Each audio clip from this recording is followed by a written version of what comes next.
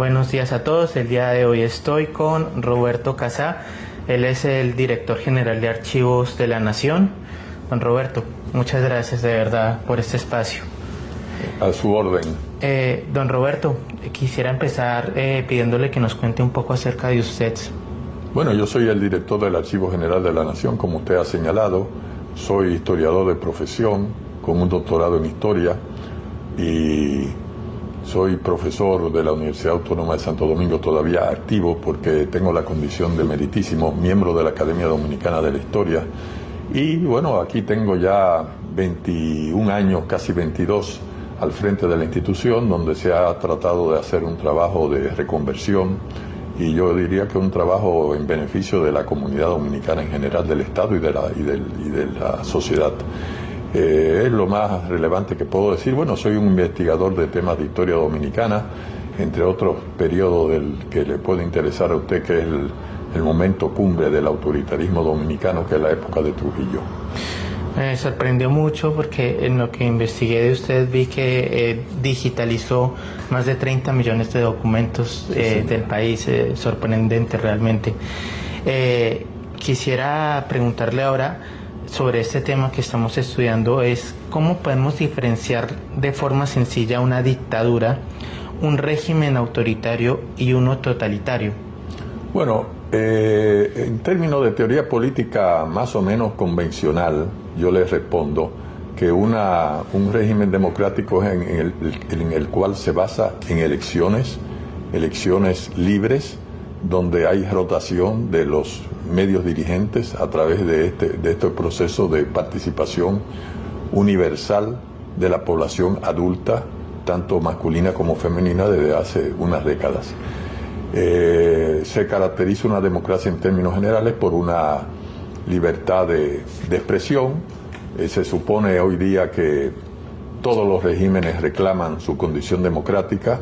Eso es universal, a diferencia de lo que sucedía en tiempos anteriores, a pesar de que, bueno, en otros momentos ha habido arremetidas importantes en contra del sistema democrático como un sistema que está vinculado a la decadencia del mundo occidental particularmente. Esas son expresiones digamos, de autoritarismo basados en la eficiencia, en las condiciones nacionales de ciertos países, y eso tuvo su máxima expresión en el mundo occidental en el régimen nazi. Es la consecuencia de un conjunto de movimientos que hubo alrededor de la negación de la democracia como elemento perturbador o negador de las esencias nacionales.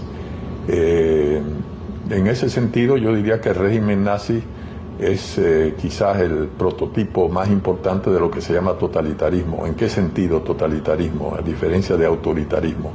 En el sentido de que excluye la posibilidad de una discrepancia, de una diferencia de opiniones, a diferencia de un régimen considerado normalmente como autoritario en el sentido de que tiene restricciones de ciertas libertades y restricciones de los derechos individuales de los ciudadanos.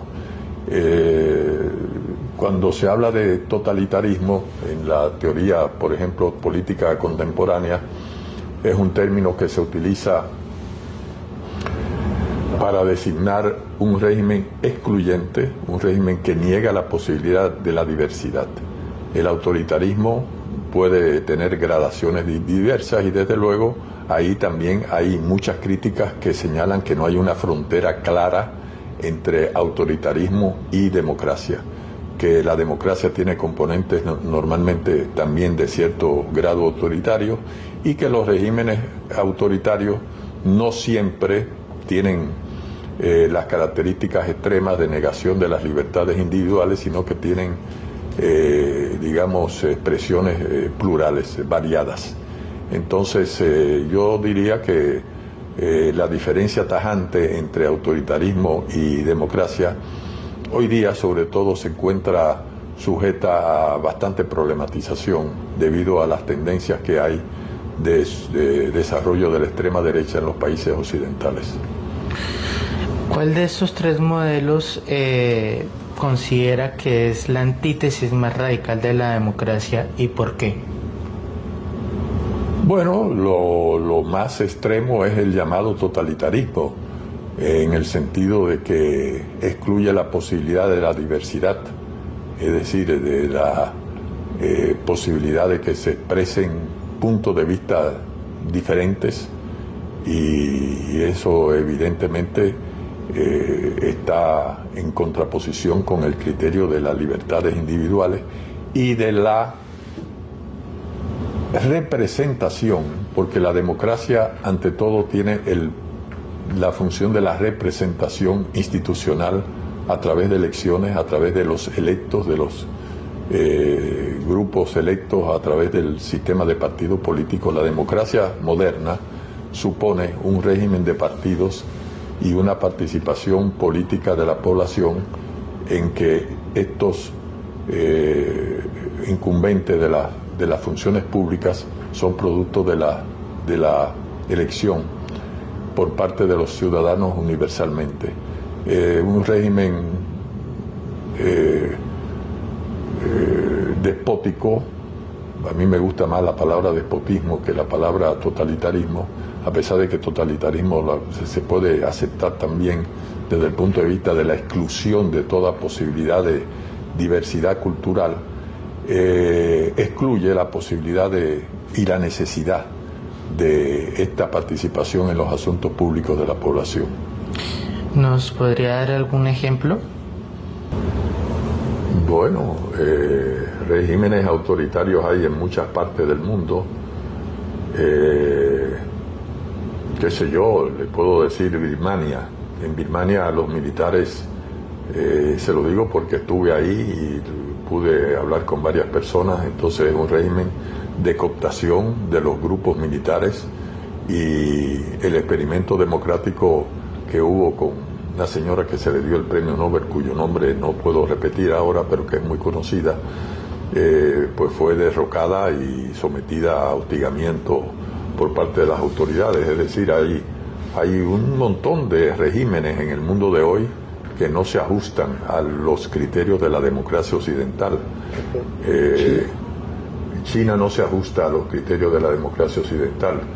No hay un juego real de los partidos políticos. Es decir, en China lo que podemos hablar es que de una democracia particular. Ellos se reclaman democracia, pero democracia popular, a través de un protagonismo excluyente, exclusivo del Partido Comunista. Es decir, es un sistema unipartidista que no se corresponde con las características pluralistas del mundo occidental. Ellos reivindican estos países, pero bueno, China, Irán, Turquía, a pesar de que en Turquía la cosa es un poco más compleja, pero Irán, bueno, es una dictadura teocrática, donde se combina un régimen permanente de reclutamiento de los medios dirigentes de tipo religioso, el liderazgo religioso, que es el superior, el supremo, y al mismo tiempo una participación limitada a través del medio gubernamental. Es decir, hay regímenes variados, mixtos, muy diferentes. Yo quiero decir que además en toda democracia, y eso lo estamos viendo de manera progresiva, empiezan o ha habido siempre, pero en el mundo de hoy particularmente se están borrando ciertos rasgos típicos de la democracia a través de digamos, la exacerbación de factores autoritarios. Me estoy refiriendo sobre todo a lo que es el país prototipo de la democracia. Usted me está hablando de que hable de países prototipo, que es Estados Unidos.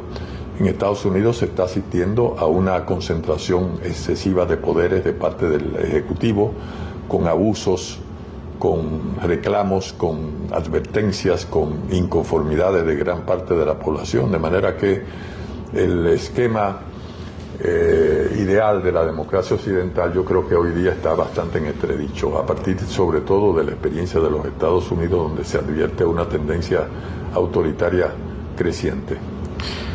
¿Cree usted que Venezuela, en el gobierno de Nicolás Maduro, en ese lapso de tiempo fue una dictadura? No creo, porque en todo momento los dirigentes venezolanos llamaron a elecciones. En algunas de esas elecciones ellos perdieron. Por lo menos recuerdo una de las elecciones a la Asamblea Nacional que fue perdida. Desde luego maniobraron haciendo uso de los mecanismos de poder, como es propio en general de los sistemas políticos, y lograron recuperar posiciones predominantes. En todo caso, Venezuela podríamos catalogarlo como un régimen autoritario con algunas formalidades de tipo democrático, teoría de la participación electoral libre, la pervivencia de los partidos políticos, legalidad de los partidos opositores. Es decir, en todo momento en Venezuela ha habido libertad de partidos, de manera que en todo caso podríamos hablar de un régimen con características autoritarias, pero no exactamente, pienso yo, una dictadura abierta. Veía yo la semana pasada en un trabajo que me dejaron en Netflix, un documental que se llama Cómo convertirse en un tirano. ¿Qué opina usted de este tema de la dictadura, el régimen autoritario y uno totalitario en la época de las guerras mundiales, más específicamente hablando de Adolf Hitler? Bueno, Hitler llevó hasta el nivel más alto la idea propia de la antítesis de la democracia moderna. El cuestionamiento de la democracia moderna no fue un resultado aislado, sino producto de la confluencia de movimientos que negaban la pertinencia de la democracia a través de la experiencia, en el caso alemán, de la República de Weimar, donde se consideró por parte de estos reclamantes del partido nazi que había habido una traición contra Alemania al haberse firmado la capitulación en el acuerdo de Versalles. Alemania tuvo que pagar grandes indemnizaciones a los países vencedores, particularmente a Estados Unidos, Francia e Inglaterra, y la teoría del régimen alemán era una especie de delegación de la soberanía del pueblo a través del jefe, del líder, en este caso Adolf Hitler. Entonces, bueno, el caso alemán es extremo en el sentido de la negación completa, primero, de todo tipo de libertades, de todo tipo de pluralismo, y de los juegos propios de la democracia representativa occidental. O sea, es la negación absoluta de la pertinencia de este régimen ideal de la democracia occidental. Por último, quisiera pedirle que nos dé un consejo a nosotros como estudiantes. ¿Qué nos diría usted a nosotros? Bueno, yo diría que la idea de la democracia debe ser ponderada, definida, redefinida y desarrollada. La democracia moderna tiene grandes defectos, tiene graves deficiencias en materia de participación popular en los asuntos públicos. Es decir, está secuestrada en manos de élites que asumen la representación sin tenerla en forma eficiente, porque no hay los mecanismos para que estas élites se comuniquen con las bases populares, la base general de la población. Entonces yo creo que el reto que tiene la civilización actual en cualquier país, yo pienso que con independencia de las características que tenga una sociedad, yo creo que es un desideratum universal, es el perfeccionamiento de la democracia a través de la participación eficiente, efectiva, real de la población en los asuntos públicos. Y desde luego en lo que es el desiderato de la democracia, ya no solamente como un sistema político, sino también como un ideal social de equidad. Entonces ahí el sistema acusa en el mundo occidental y en todas partes en general, salvo países que se puedan discutir, características regresivas De manera que yo creo que el reto que hay y que debe ser ponderado por ustedes los estudiantes es cómo lograr un desarrollo sostenido, un desarrollo mucho más auténtico, mucho más profundo de la democracia. Don Roberto, muchas gracias por este espacio. Le agradezco mucho y un honor conocerlo. Muy bien, el honor es mío. Muchas gracias a ustedes.